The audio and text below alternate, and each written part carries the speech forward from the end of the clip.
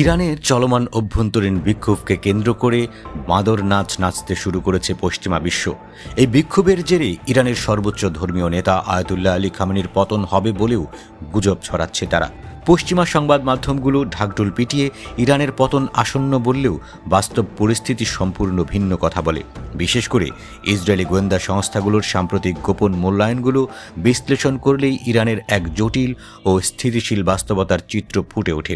সহিংস বিক্ষোভ চললেও ইরানের অভ্যন্তরে এমন এক অবস্থা তৈরি হয়েছে যেখানে দেশটি পুরোপুরি স্থিতিশীল নয়, আবার এখনই পতনের দিকেও যাচ্ছে না বলেও ইসরায়েলি গোয়েন্দা সংস্থার মূল্যায়ন বিশ্লেষণে উঠে এসেছে। ইরান পুরোপুরি স্থিতিশীল নয়, আবার এখনই পতনের দিকেও যাচ্ছে না। এই মাঝামাঝি অবস্থায় তেহরানের বাস্তব পরিস্থিতি নিয়ে গোলকধাঁধায় পড়েছে দখলদার ইসরায়েল। এর ফলে ইরানকে নিয়ে সিদ্ধান্ত গ্রহণে ইসরায়েলের মধ্যে এক ধরনের দ্বিধা তৈরি হয়েছে। সেই দ্বিধাই ইরানের জন্য পরিণত হয়েছে সবচেয়ে গুরুত্বপূর্ণ কৌশলগত সম্পদে। সেই সম্পদ হল সময়।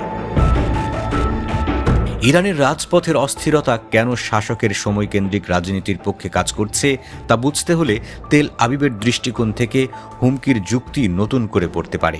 2025 সালে ইসরায়েলের institute for national security studies স্পষ্টভাবে উল্লেখ করেছে, বিক্ষোভে উত্তাল ইরান যেন আগের মতো শান্ত অবস্থায় ফিরে যেতে না পারে, এটিই চাইছে ইসরায়েল। কারণ এই বিক্ষোভ পরিস্থিতিতে পশ্চিমাদের কম নজরদারির সুযোগ কাজে লাগিয়ে ক্ষতিগ্রস্ত অবকাঠামো পুনর্গঠন করতে পারে ইরান।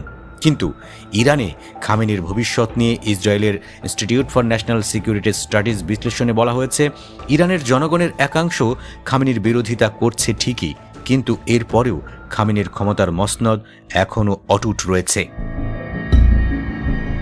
ইসরায়েলের প্রখ্যাত সামরিক বিশ্লেষক রন বেন ইশাইয়ের মতে, খামেনির বিরুদ্ধে অসন্তোষ থাকলেও এসব এখনও ঐক্যবদ্ধ হতে পারেনি বিক্ষোভকারীরা। এসব বিচ্ছিন্ন বিক্ষোভের কারণে খামেনির সরকারকে উৎখাত করার সক্ষমতা বিক্ষোভকারীদের এখনও তৈরি হয়নি বলেও মনে করছেন তিনি। অনেক বিশ্লেষকের মতে 80-র দশকে ইরানের উপর যুদ্ধ চাপিয়ে দিয়ে বড় ধরনের বিপদে পড়েছিল ইরাক। সেই সময় ইরাকের হামলার ফলে কাঁধে কাঁধ মিলিয়ে যুদ্ধ শুরু করে ইরানিরা। আর তাই বিক্ষোভকারীদের উপর বল প্রয়োগ করলে মার্কিন প্রেসিডেন্ট ডোনাল্ড ট্রাম্পের ইরানে হামলা চালানোর হুমকি হিতে বিপরীত হতে পারে বলেও মনে করছেন তারা।